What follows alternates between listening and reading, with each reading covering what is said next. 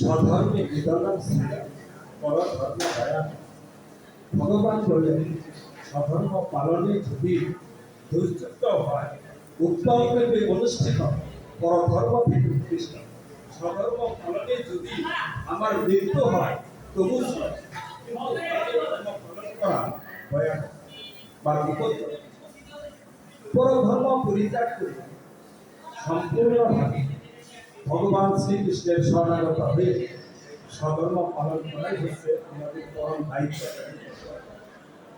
সদ্গুরু যে আদেশ দেন সেটাই হলো পারমার্থিক কর্তব্য। আর এই পারমার্থিক কর্তব্য সম্পাদনের মাধ্যমে আমরা আমাদের ভগবান শ্রীকৃষ্ণের অপ্রাকৃত সেবা করে থাকি।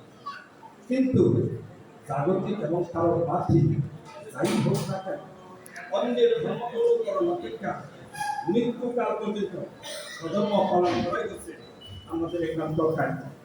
তাই জাগতিক এবং পারমার্থিক হয়তো ভিন্ন হতে পারে, কিন্তু এগুলো পালন করা বা সম্পাদন করা আমাদের মঙ্গলজনক। তাই মানুষ যখন চড়া প্রকৃতির সঙ্গে কবলিত থাকে তখন তার কর্তব্য হচ্ছে তার বিশেষ অবস্থার জন্য নির্দিষ্ট বিধান পালন করা। যেমন ব্রাহ্মণ নির্দিষ্ট বিধান পালন করে, যেমন ব্রাহ্মণ অহিংসা করায়। অহিংসা করার কি মানে হিংসা থাকা যাবে, অহংকার থাকা যাবে না, তার ক্রোধ থাকা যাবে না। তবু যদি আর রজনীকে প্রভাবিত ক্ষত্রিয় হচ্ছে প্রয়োজন হলে হিংসা আশ্রয় দিতে পারে। এতে যদি তার ধর্ম রক্ষা হয়, হিংসা হিংসা হিংসা করে যদি ধর্ম রক্ষা হয় তবে হিংসা করতে পারে, ধর্ম রক্ষা করে। কিন্তু এই ধর্ম রক্ষার জন্য যদি তার ধর্মে অহিংসা আচরণ করা থাকে এই ক্ষত্রিয়। যেমন বিশ্বমিত্র যেমন ব্রাহ্মণ হয়েও তিনি ক্ষত্রিয় বিশ্বমিত্র ক্ষত্রিয় তিনি ব্রাহ্মণের মতো আচরণ করেছেন। আবার ব্রাহ্মণ হওয়া সত্ত্বেও পরশুরাম তিনি কিন্তু ক্ষত্রিয়ের মতো আচরণ করেছেন। কেন করতে পেরেছিলেন? তারা অপরাধ স্তরের বিশিষ্ট, তাই তারা এই কাজ করতে পারে।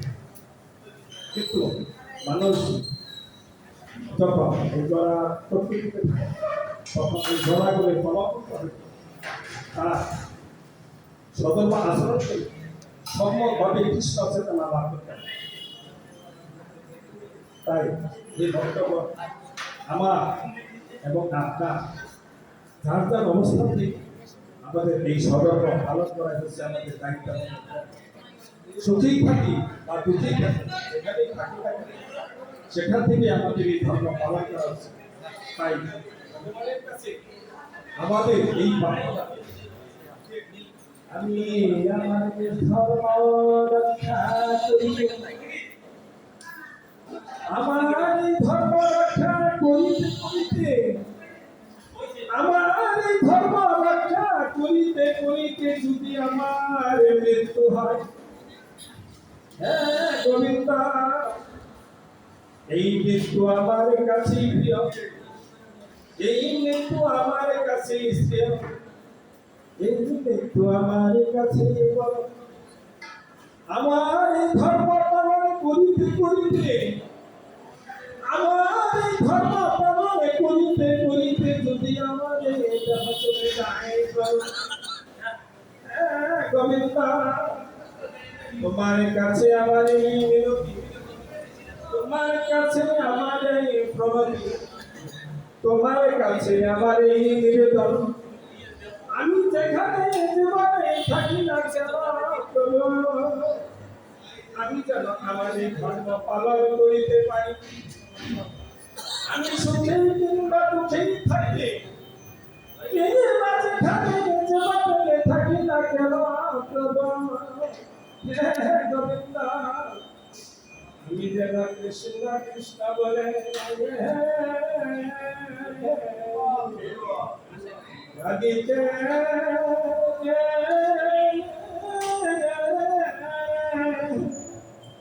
রাধিতে পারি।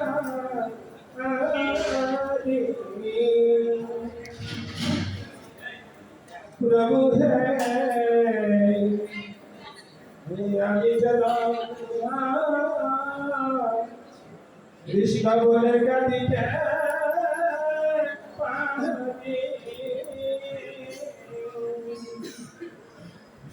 আমি যেখানে যাব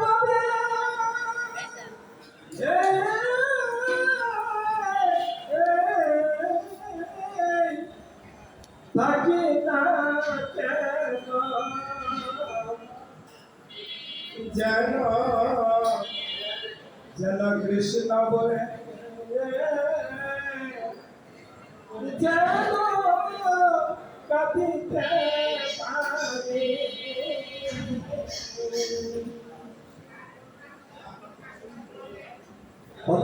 পুষ্পাঙ্গ ফলন ত্বয় চুমে ভক্ত প্রচক্ষ তদহং ভক্তি উপরিতম স্মরণে প্রযতম মনঃ। ভগবান বললেন একটি পত্র, একটি ফুল, একটি ফল, একটু জল যদি ভগবান সুতমাকে অর্পণ করে সেই শ্রদ্ধাশীল ব্যক্তির অর্পিত বর্গ আমি তার প্রতি পূর্বভাবে সাধন করি।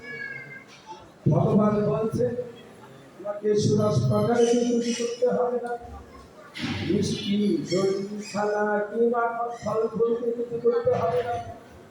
যদি আমার ভক্ত একটি পত্র, একটি ফুল, একটি ফল, একটু জল দিয়ে যদি ডাকার মতো ডাকতে পারে আমি সেই ভক্তের অর্পিত বর্গ আমি তার প্রতি পূর্বভাবে সাধন করি।